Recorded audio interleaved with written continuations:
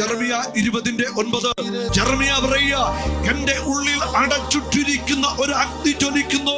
ഈ അഗ്നി കർത്താവിന്റെ വചനമാണ്. ജെറമിയായുടെ നാവിലേക്ക് കൊടുത്ത വചനം, ജെറമിയായുടെ ഉള്ളിൽ കത്തുന്ന പരിശുദ്ധാത്മാവിന്റെ തീ, ദൈവ സ്നേഹത്തിന്റെ തീ ജെറമിയായുടെ ഉള്ളിൽ കത്തുകയാണ്. ഇതുപോലെ ഒരഗ്നി നമ്മുടെ ഉള്ളിൽ കത്തണം.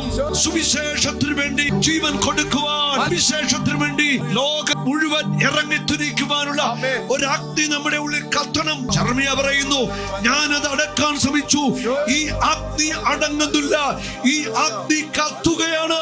അഗ്നി കത്തട്ടെ. നമ്മൾ അഗ്നി പന്തങ്ങളായി, തീ പന്തങ്ങളായിട്ട് മാറണം. ഹല്ലേലൂയ.